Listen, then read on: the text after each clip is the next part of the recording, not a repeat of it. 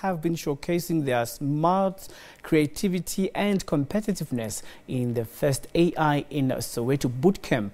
The girls aged between 15 and 18 years old used design thinking and artificial intelligence to think historically about how they can tackle social challenges using technology. For more on this discussion, we're joined by Lee Chana, the Program Director of AI in Soweto and Agnes Sibanda, who is the CEO of GRAD MART. Thank you very much for coming to our program. Thank you. Starting with you, Lee, tell us about how this program started.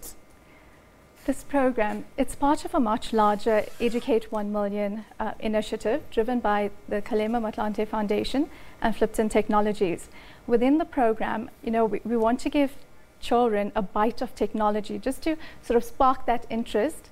And within the entire initiative, the AI in Townships program began. So what we've just come out of is our very first inaugural AI in Soweto event, where it was actually 60 girls that came through and were taken through 3 days of training in design thinking and artificial intelligence to develop something in tech. How do they understand artificial intelligence? Is it something like that's new to them? It's been a journey. From my first meeting at the schools with the girls, very few girls knew about it. We had to explain it. We had to, do a little bit of coaching. But I think what we wanted to prove was that you could take children. They didn't need to know anything about tech. They didn't need to have any computer kind of backing. You could put them through these wonderfully created courses and introduce the technology, and they'd actually get it. Mm-hmm. Yeah. When we talk about artificial intelligence, and you mentioned Soweto, that's technology and townships. We know that there is a problem with accessibility when it comes to the networks, to computers, and all software of any kind. So then how do you simplify that this approach can be able to be accessible by those young people? Yeah. So I think what made it easy was that it was a very tactile experience. So the girls spent the whole day with us. And they had the opportunity to actually build a bot and test it and ask questions and get answers. And then when they did the design workshop with the facilitators, they were able to take initial concepts as challenges that they had to solve. And from that, in teams, they were able to come up with problem statements as well as solutions that they would then build for their communities. Yeah, but then why are you excluding boys? Because the tech sector, women are underrepresented. So I wouldn't say that we exclude boys. I think we just like the numbers to catch up so that it feels like an equal playing field. So at the moment, how resourced are you to be able to even expand this to reach girls at other schools? So absolutely, that's the idea, right? To be scalable and sustainable. At the moment, we have, for the Soweto Bootcamp, we've partnered with Old Mutual. Old Mutual was our primary sponsor, and Microsoft Technologies, Microsoft SA, the technology partner. We would like to, the thing is, to scale, you do need partners to come on board. And the idea is to take it to other townships in Khayelitsha, in Tembisa, probably more in Soweto, just based on the response we have received from the girls there. That's definitely what we want to do with this. So Agnes, how much funding do you need for such a magnanimous project? Isn't a number.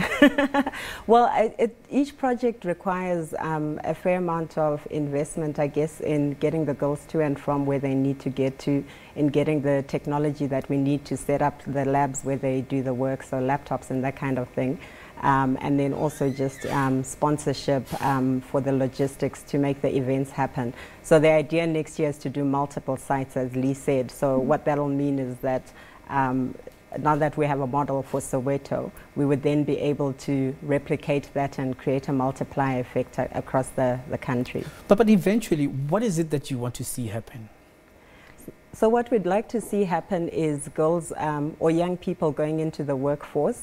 They call this the fourth, the workforce industrial revolution or workplace revolution. So what we'd like to see is young people entering the workplace with skills that are ready and practicable.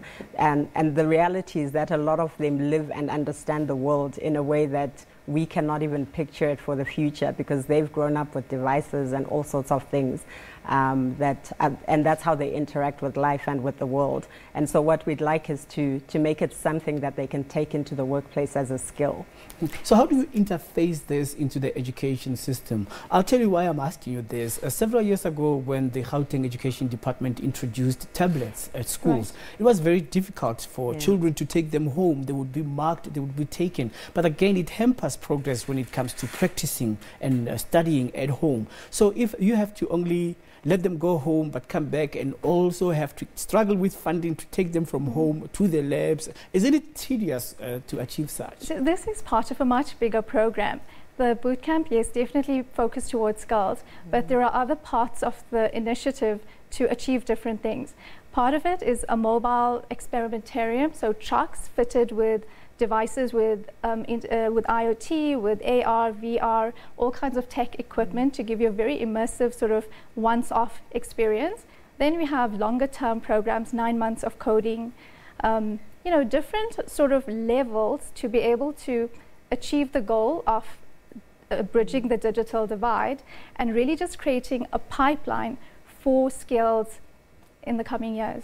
Right. So going forward, do you really think that you will achieve what you envisage to, given the number of girls, how big Soweto is, and with the little number that you have started with, are you going to really reach your targets?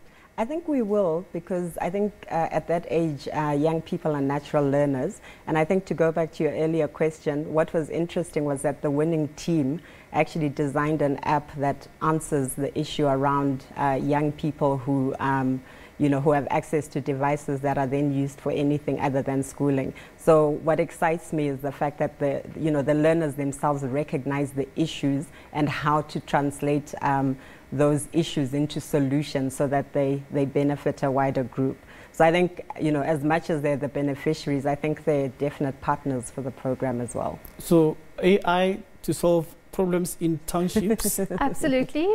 The girls came up with the challenges. In this, we couldn't take all of them. For this round, they solve for unemployment and for online safety. So topics like cyberbullying, how do you protect your digital identity? Under unemployment, they came up with very nice apps to do, job matching, skills development. Yeah. So now that the program has come to an end, we're getting into the festive season. Is it a bygone now? Children, how are you going to take them off the streets? We're actually planning the next quarter, already. Which is we have 2 lined up for quarter 1. All right. Yes. Thank you so much for making time to speak to us, and all the best. Thank you very much. All right. I'm speaking here to Lee Chana, who is the program director at AI, as well as Agnes, who is also accompanying her to deal with the issue of artificial intelligence at the townships. And moving on to other news now, a promising